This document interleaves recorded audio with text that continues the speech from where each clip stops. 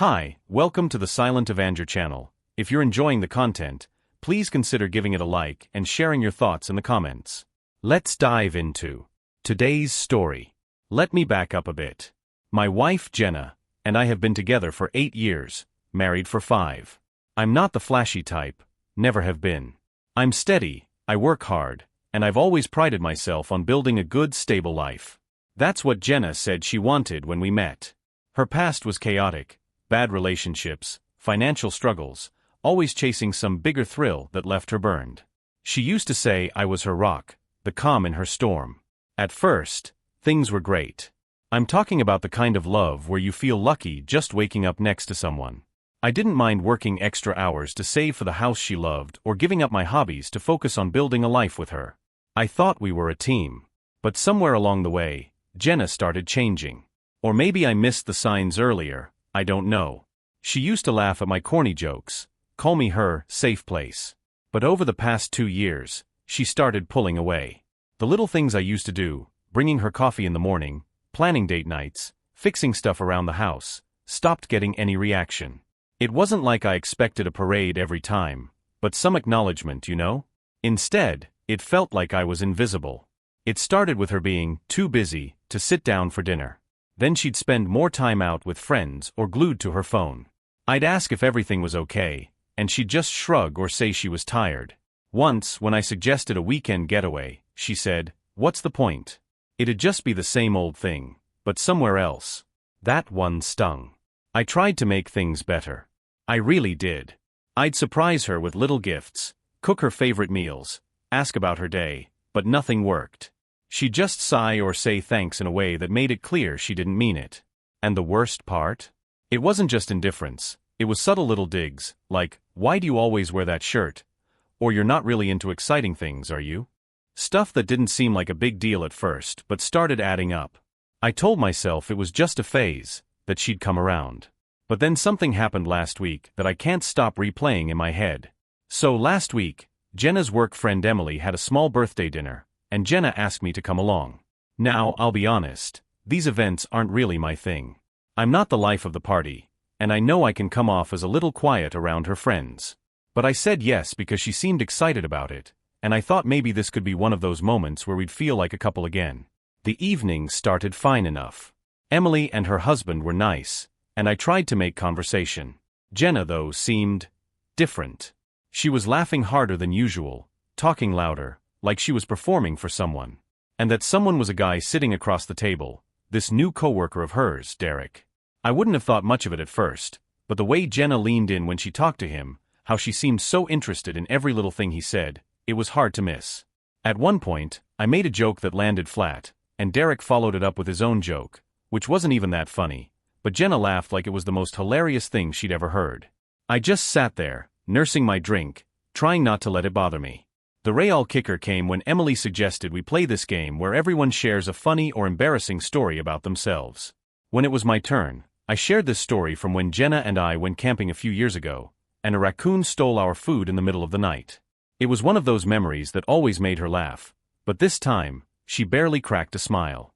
Derek, on the other hand, told some story about skydiving, and Jenna was all over it, saying, "Oh my God, I could never do that. You're so brave." On the drive home, I asked her about it. Not accusingly, I just said something like, "You and Derek seem to get along really well tonight." She rolled her eyes and said, "Larry, don't be insecure. He's just a friend."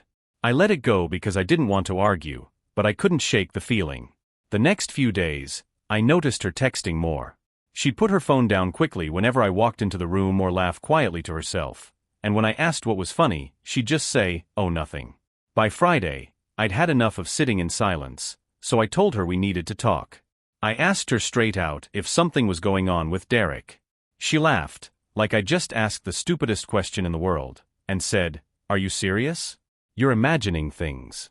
But instead of reassuring me, she followed it up with, "Maybe you should spend less time worrying about me and more time being interesting." That hurt. I didn't yell. I didn't even respond. I just stood there, staring at her, feeling like every effort I'd made to hold us together didn't mean a thing to her. That night, I slept on the couch. Not because she told me to, but because I couldn't bear to lie next to someone who made me feel so small. The next morning, I woke up stiff from the couch. Jenna was already up, sitting at the dining table with her coffee, scrolling through her phone like nothing happened. I stood there for a second, wondering if she'd say anything about the night before, an apology, maybe even just a good morning. But no, she just glanced at me and went right back to her screen. I made some coffee and sat down across from her. It was quiet, but not the peaceful kind. Just this heavy, awkward silence hanging in the air. Finally, I broke it. "Jenna, are we okay?" She didn't even look up. "What do you mean?" I tried to explain how distant she'd been, how I felt like nothing I did mattered anymore, and how her comments last night really hurt. I told her I was worried about us, about her pulling away. She sighed, still not looking at me. "Larry, not everything's about you. I'm just tired, okay? Work's been stressful." I wanted to believe her, I really did. So I let it drop and told her I'd let her rest while I ran some errands. I thought maybe if I gave her some space, it'd help. But here's the thing, when I got home later, Jenna wasn't there. Her car was gone, and there was no note, no text. I figured she was out with Emily or running her own errands, so I didn't think much of it at first. It wasn't until dinner rolled around that I started to worry. I texted her, "Hey, where are you?" No response. An hour later, I tried again. "Jenna, everything okay?" Still nothing. By the time 10 p.m. rolled around, I was pacing the house, staring at my phone like a fool. Finally, she walked in around 11, looking annoyed. "Where were you?" I asked. "Out," she said flatly, brushing past me to head to the bedroom. "Out where?" She sighed like I was being ridiculous. Emily and I grabbed drinks. "Why do you care?" "Why do I care? Are you kidding me?" I didn't want to start a fight, so I just said, "You could have let me know." I was worried. She rolled her eyes again and muttered, "I'm not a kid, Larry. I don't need to check in with you every time I leave the house." I didn't push further, but as I lay on the couch again that night, staring at the ceiling, all I could think was, this wasn't the Jenna I married. The next day, I decided to give her the benefit of the doubt. I thought maybe I could remind her of how good we used to be. So I planned a whole date night, her favorite restaurant, even got her favorite wine. When she came home from work, I told her to get ready because I had a surprise planned. She barely looked up from her phone. "Can we not?" "I'm not in the mood." I stood there, holding the car keys, feeling like the biggest idiot in the world. "Jenna," I said, trying to keep my voice steady, "I'm doing everything I can to make this work. But I can't do it alone." She finally looked up, and I saw something in her eyes I'd been ignoring for months. She wasn't just tired. She was done. "I didn't ask you to," she said quietly, and then she walked past me into the bedroom, shutting the door behind her. After that night, I stopped trying so hard. I don't mean I gave up completely, but something inside me just shifted.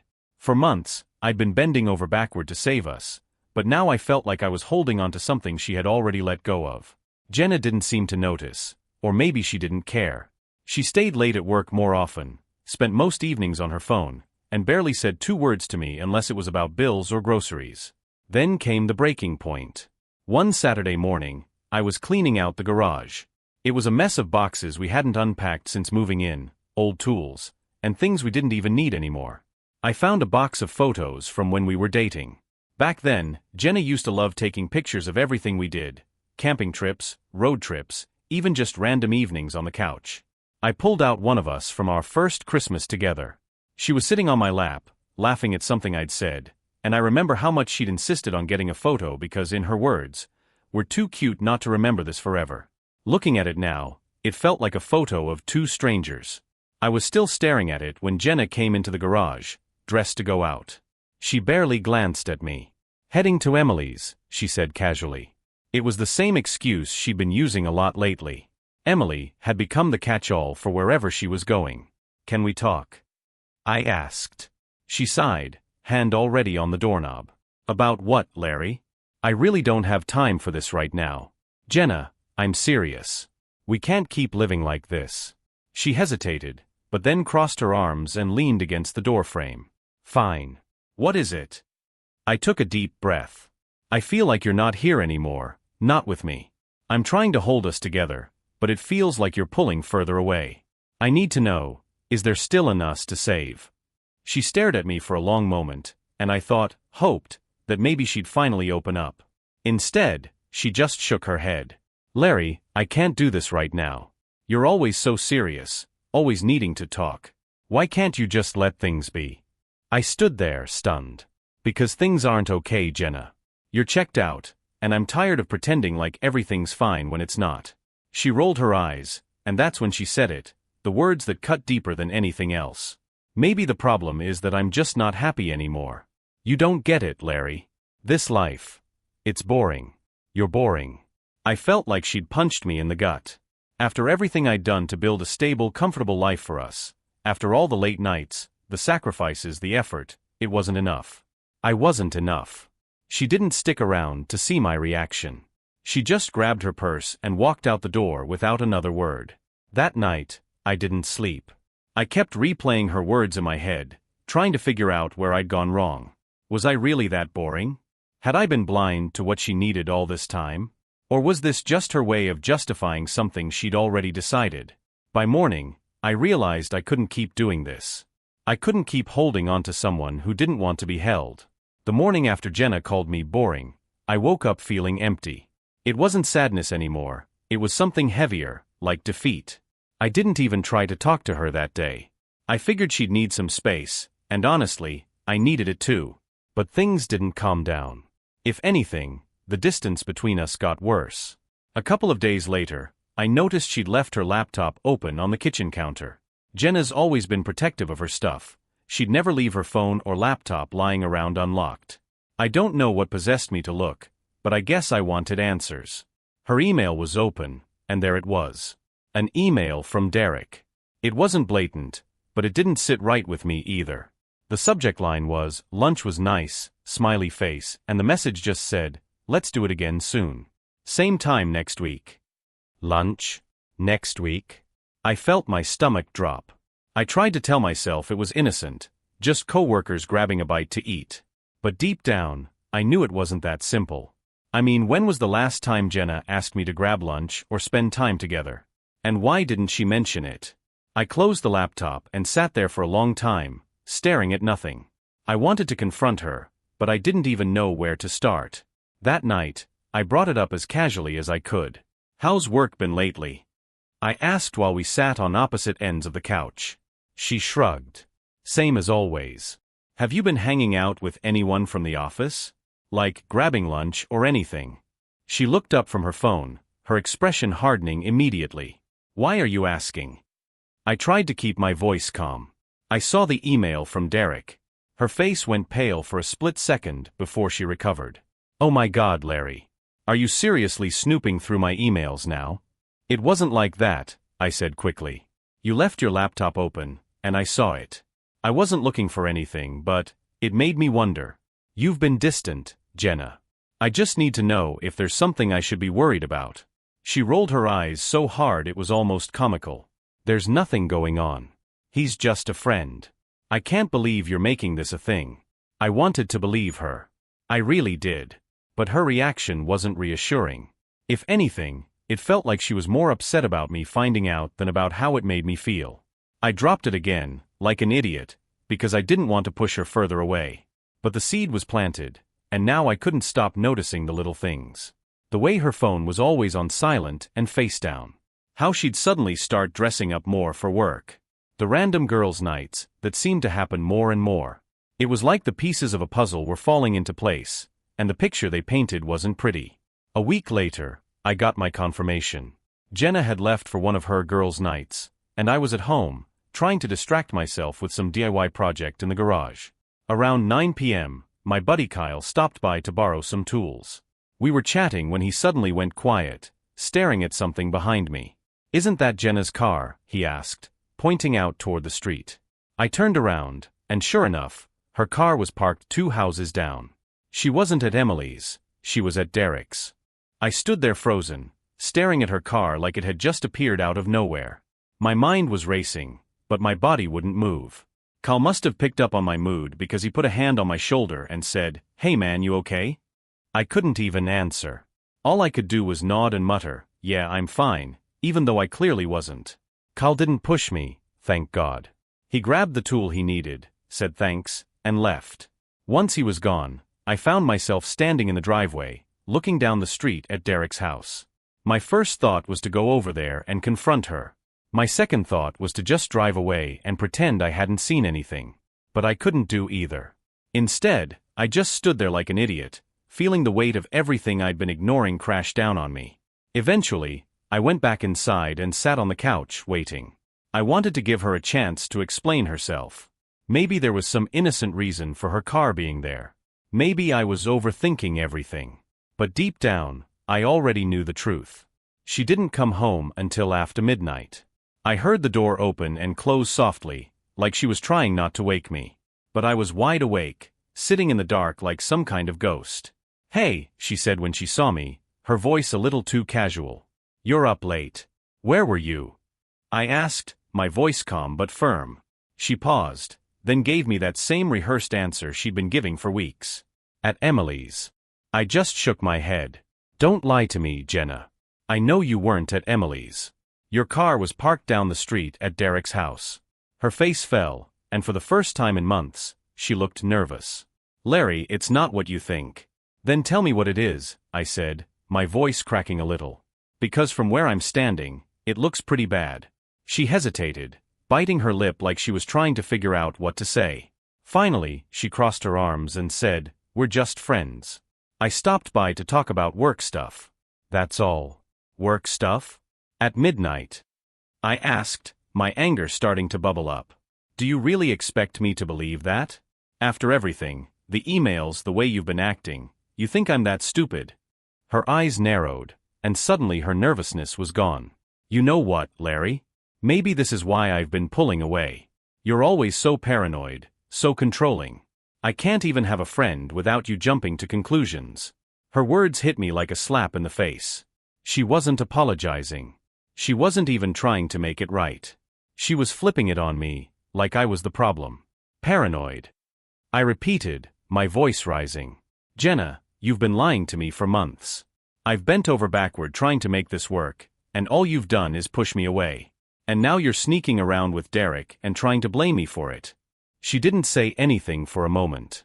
Just stood there, arms crossed, looking at me like I was the one in the wrong. Then she said the words that broke me completely. "Maybe I wouldn't have to sneak around if I felt like you actually understood me. If you weren't so predictable all the time." I stared at her, trying to process what she'd just said. "So that's it? I'm boring, so you decided to find excitement somewhere else." She didn't deny it. Instead, she just shrugged and said, "I didn't plan for this to happen, Larry. But maybe it's for the best." For the best. Those words echoed in my head long after she went to bed that night. I didn't sleep that night. I sat on the couch, staring at the wall, replaying her words over and over. Maybe it's for the best. She didn't even try to fight for us. She didn't apologize. She didn't explain. Nothing. By morning, I knew what I had to do. Jenna came out of the bedroom around 9 a.m., looking like nothing had happened. She grabbed a mug and started making her coffee, scrolling through her phone like it was just another Saturday. I stood in the kitchen doorway, watching her, feeling like I didn't even recognize the woman in front of me. The woman I married wouldn't have done this. The woman I married wouldn't have let our marriage fall apart without so much as lifting a finger. "Jenna," I said, my voice steady. She didn't look up. "What?" "We need to talk." She sighed, setting her mug down. "Again?" "Larry, I'm really not in the mood for another one of your serious conversations." That was it. That was the moment I realized I was done. "No, Jenna," I said, surprising even myself with how calm I sounded. "You don't have to be in the mood. Because this is the last time we're going to have this conversation." That got her attention. She finally looked up from her phone, her eyebrows knitting together. "What's that supposed to mean?" "It means I'm done," I said, taking a deep breath. "I'm done fighting for something you clearly don't care about anymore. I'm done being the only one trying to hold this together." Her expression shifted, confusion, maybe even a little panic. "Larry, don't be dramatic. You're blowing this way out of proportion." "No, I'm not," I said firmly. "You've been pulling away for months, Jenna. You've been lying to me, disrespecting me, and now you're sneaking around with another man. I've tried everything to make this work, but I can't do it alone. And I won't." She opened her mouth to respond, but I cut her off. I'm leaving, I said simply. I'll pack my things and go. You can have the house. Hell, you can have everything. I just can't live like this anymore. For the first time in a long time, Jenna looked caught off guard. Larry, come on. Don't be ridiculous. We can. Stop, I said, holding up a hand. Don't try to make this sound like something we can fix. You made your choice a long time ago, Jenna. And now I'm making mine. She just stood there, staring at me, like she couldn't believe what I was saying. Like she never thought I'd actually walk away. I didn't wait for her to respond. I went to the bedroom, grabbed a suitcase, and started packing. She followed me after a minute, standing in the doorway with her arms crossed. So that's it? You're just going to leave? Yes, I said, not looking at her. That's it. You're overreacting, she said, her voice sharp. This is ridiculous, Larry. You're acting like a child. I zipped up the suitcase and turned to face her. No, Jenna. What's ridiculous is staying in a marriage where I'm not respected. What's ridiculous is trying to love someone who doesn't love me back. She didn't say anything after that. Just stood there, glaring at me like I was the one who ruined everything. I grabbed my things, walked out the door, and didn't look back. Walking out of that house was the hardest thing I've ever done. As much as I knew it was the right decision, it didn't feel like a victory. It felt like I was leaving behind everything I'd worked for, my home, my marriage, the life I thought we were building together. I didn't have a plan. I just threw my suitcase in the back of my truck and drove. For a while, I didn't even know where I was going. I ended up at a cheap motel on the edge of town, the kind of place where no one asks questions.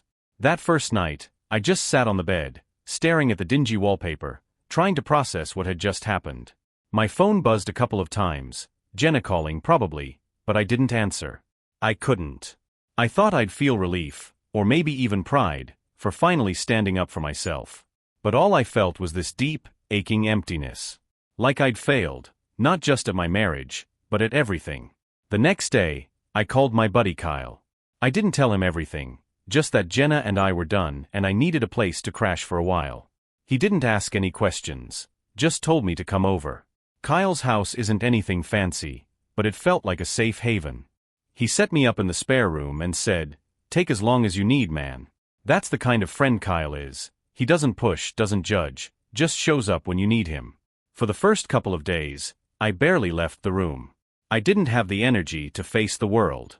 But Kyle, being Kyle, found little ways to pull me out of my shell. He'd knock on the door with a couple of beers and say, "Come on, let's watch the game."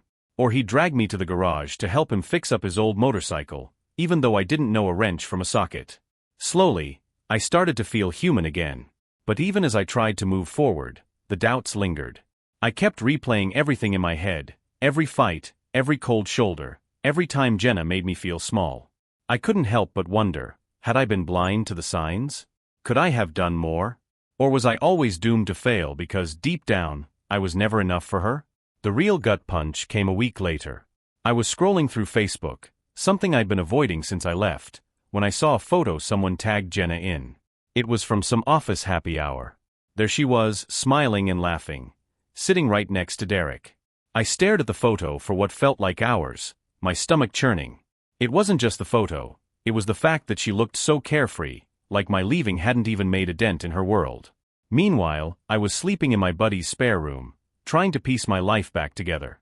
That night, I deleted her from every social media platform. I didn't need to see her moving on like I never existed. But the thing is, deleting her online didn't erase her from my mind. Every time I closed my eyes, I saw her. I heard her voice, her laugh. I remembered the good times, even though I knew they were long gone. And then there were the questions. Had she moved in with Derek already? Was she telling him the same things she used to tell me? Was he exciting enough for her?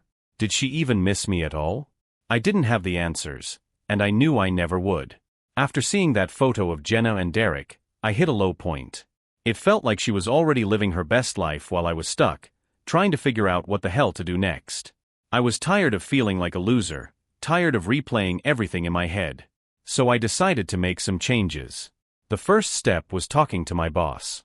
I'd been taking some time off since I left Jenna, using up my vacation days while I sorted myself out, but I couldn't stay in limbo forever.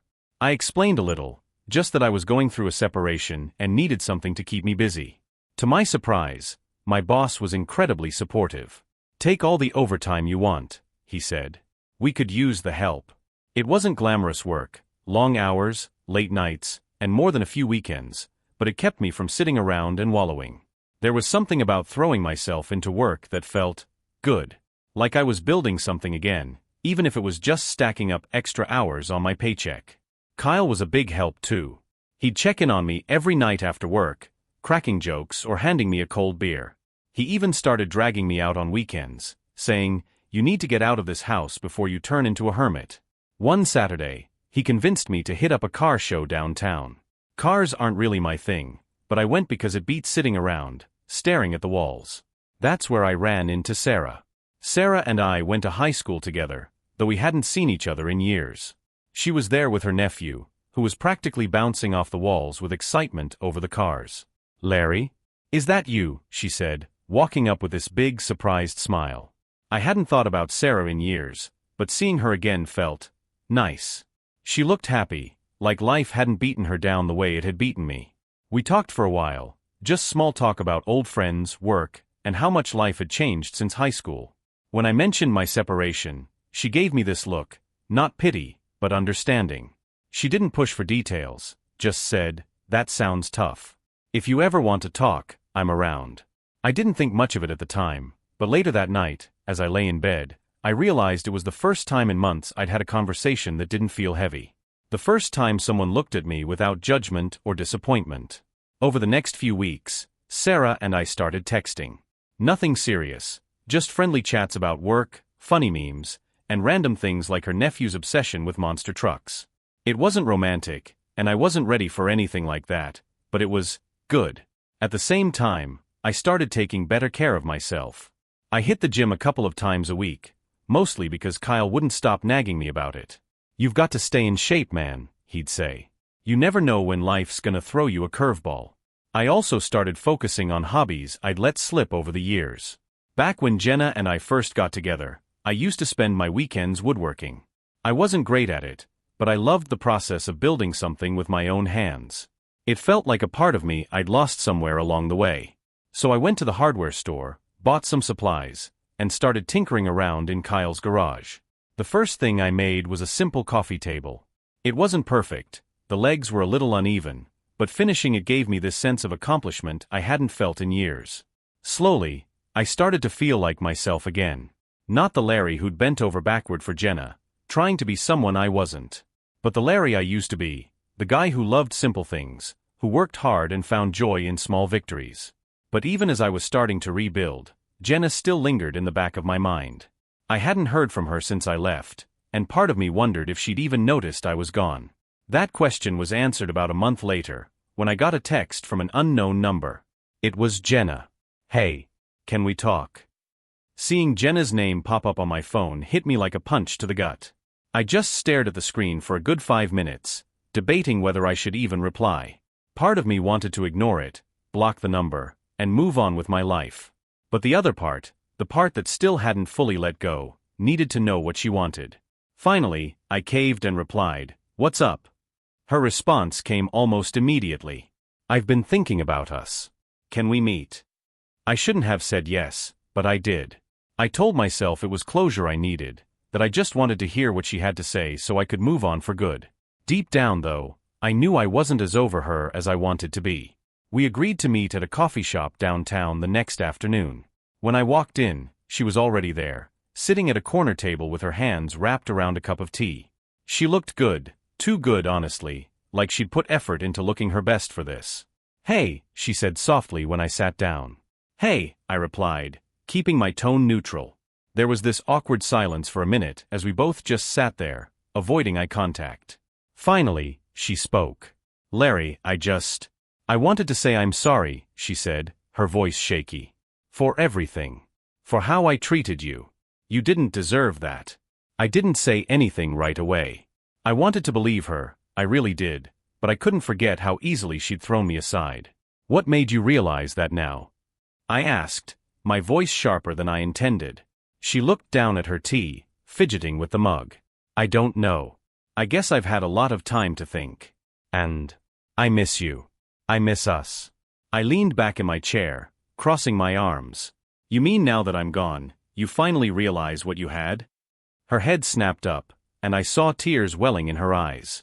That's not fair, Larry. I've been struggling too. Do you think this has been easy for me? I couldn't help but laugh, though there was no humor in it. You've been struggling? Jenna, I gave you everything I had, and you still made me feel like I wasn't enough.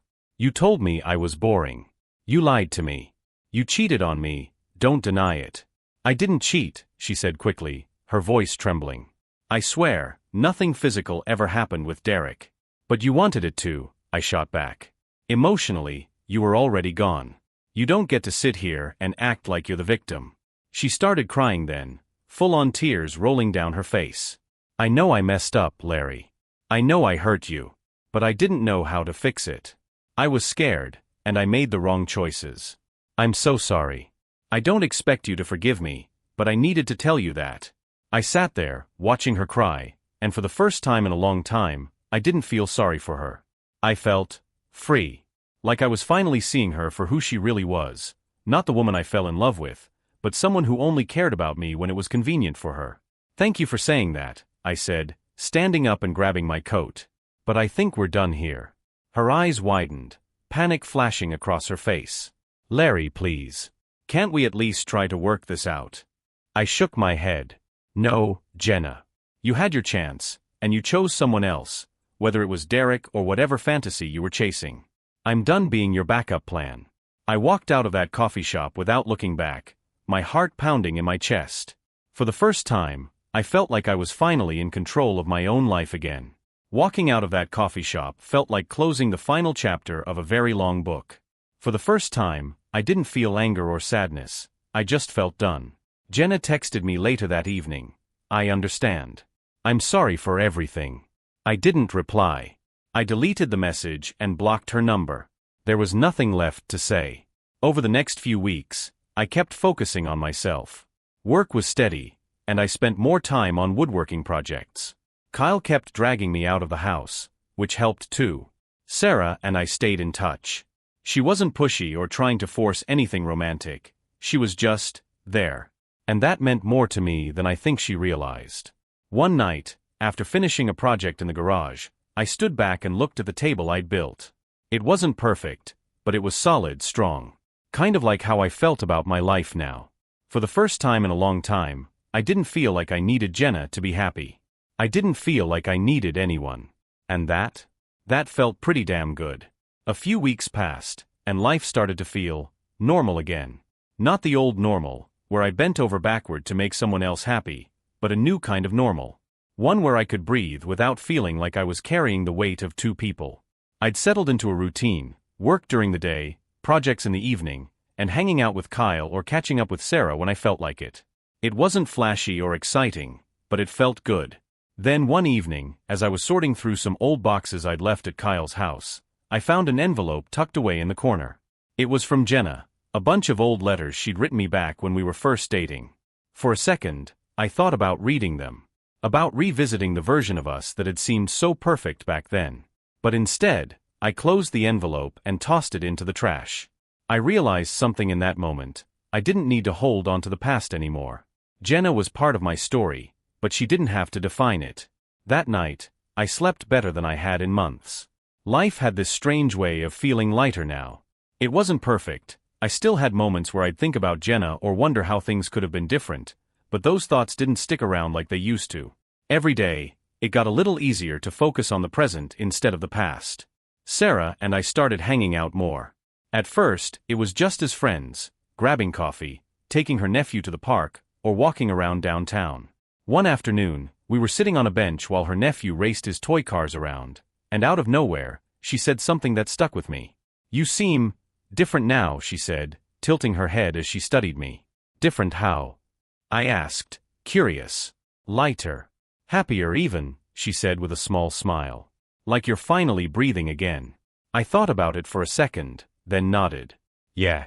I think I finally realized I can't change what happened. All I can do is focus on what's next. Sarah smiled back, and for the first time, I noticed how warm and genuine it was. It wasn't like Jenna's smile, which often felt like it came with strings attached. Sarah's smile was easy, like she wasn't expecting anything from me except to just be myself. We stayed on that bench for a while, talking about everything and nothing, and for the first time in years, I felt like I was connecting with someone on a real human level. No pressure. No expectations. At the same time, my woodworking started taking off. Kyle had been pushing me for weeks to post pictures of my projects online, and when I finally gave in, I was shocked at the response. People were commenting, asking about prices, and even placing orders for custom pieces. The first sale I made was a small bookshelf for a young couple who just moved into their first apartment. When I delivered it, they couldn't stop raving about how much they loved it, and it hit me. This was something I'd built with my own hands. Something that had value. I wasn't about to quit my day job, but for the first time in a long time, I felt proud of myself. Like I was creating something that mattered. One night, Sarah came over to check out my latest project, a rustic coffee table I'd been working on for a few weeks. She ran her fingers over the smooth wood, admiring the grain. "This is amazing, Larry," she said, her eyes wide. "You're seriously talented." Her words hit me harder than I expected. I'd spent so long feeling unappreciated, invisible, like everything I did wasn't enough. Hearing Sarah say that, genuinely with no agenda, meant more to me than she probably realized. Each day, I felt like I was rebuilding not just my life, but myself. I wasn't the guy I'd been with Jenna, the guy who spent all his time trying to prove he was good enough. Now I was just me. And for the first time in a long time, I felt like that was enough. A few months had passed since I walked out of that coffee shop, and life had settled into a rhythm. It wasn't flashy or dramatic, just simple, steady, and honest. For the first time in years, I wasn't waking up dreading the day ahead. There were no awkward silences, no unspoken tension filling the house. My life didn't feel heavy anymore. Sarah had become a bigger part of my days than I expected. At first, it was just casual hangouts, grabbing coffee, catching up after work, or exchanging texts about random little things. But the more time I spent with her, the more I realized how easy it was to be around her. I didn't feel like I had to try so hard. She never made me feel like I had to be more than I was. One evening, we went for a walk by the river. It was one of those crisp fall nights where the air smelled like leaves and wood smoke, and the whole world felt peaceful. We stopped at a bench overlooking the water, watching the ripples catch the last bit of sunlight. "You've changed, you know," Sarah said out of nowhere, her voice soft. I turned to look at her. "What do you mean?" She shrugged, tucking a strand of hair behind her ear. "You just seem lighter. Happier. Like you're not carrying the weight of the world on your shoulders anymore." I smiled a little, thinking about how much had shifted in the past few months. I think I've finally started letting go of all the things I can't control. For a long time, I was so focused on trying to fix everything with Jenna, I forgot to take care of myself. Now? I don't know. I guess I'm just trying to figure out who I am without all of that. Sarah smiled back, and there was something in her eyes that made my chest feel warm. "Well, I like this version of you," she said. The next day, her words were still on my mind. That was when I decided to take a real leap with my woodworking. Kyle had been after me for weeks to post my projects online, so I finally did it. I took some photos of the tables, shelves, and small pieces I'd been working on in his garage and set up a simple online shop. I didn't expect much at first, but to my surprise, people started showing interest right away. A woman ordered a small bookshelf for her daughter's nursery. Then a couple reached out, asking if I could build a dining table for their new home. Every order felt like a little victory, a reminder that I was creating something real, something meaningful. Sarah stopped by one Saturday to check out the setup I'd created in Kyle's garage. She leaned against the workbench, watching as I sanded down the edge of a custom coffee table I'd been working on for weeks. "You know," she said, "I've never seen you look this comfortable before." I paused, looking up at her. "What do you mean?" She smiled, gesturing to the tools and wood scattered around the garage. "This. You. It's like you've finally found your thing. You're not trying to be anyone else. You're just yourself." I thought about that as I ran my hand over the smooth edge of the table. She was right. For years, I'd been chasing this idea of what I thought I needed to be, someone who could meet Jenna's impossible expectations. But here in this space, working with my hands and building something from nothing, I didn't feel like I had anything to prove. Later that night, Sarah and I sat on Kyle's back porch, watching the sun dip below the horizon. We'd each grabbed a beer, and the conversation drifted to everything from our high school years to the mistakes we both made in relationships. At one point, she turned to me and said, "You know, Larry, I always thought you were a good guy. But now? You're better than that. You're solid. The kind of person people can count on." Her words hit me harder than I expected. For so long, I'd been trying to prove my worth to someone who never appreciated it. But hearing Sarah say that, so plainly and without expectation, felt different. It felt real. I nodded, raising my beer toward her. "Thanks, Sarah. That means a lot." As the evening stretched on, I found myself thinking about how far I'd come since leaving Jenna. I wasn't just surviving anymore. I was living. And for the first time in a long time, I felt like I was exactly where I was supposed to be. A couple more months passed, and life continued to settle into its new rhythm. The online woodworking shop was doing better than I ever expected. Most of my weekends were spent sanding, cutting, and staining in Kyle's garage, filling orders and even working on a few custom requests. It wasn't just a hobby anymore, it was starting to feel like a real piece of my future. Sarah and I grew closer too. We never rushed anything, and maybe that's why it felt so natural. She was patient, understanding, and never tried to fill a space that wasn't hers to take. One night, as we sat on the back porch again, she asked me something that caught me off guard. "Do you think you'll ever talk to Jenna again?" I took a long sip of my beer, thinking about it. The truth was, I hadn't thought much about Jenna lately. The anger, the pain, it was all still there in some small way, but it didn't control me anymore. "No," I said finally. "I don't think there's anything left to say." Sarah nodded, her expression soft. "Good. I think you've done enough looking back." She was right. For the first time in years, I didn't feel like my life was defined by what I'd lost. I was building something new, something better. The next morning, I walked into the garage and picked up a piece of raw wood, running my hands over the grain. It was flawed, full of knots and imperfections. But it was solid, full of potential. And as I started working on it, I realized that's exactly how I felt too.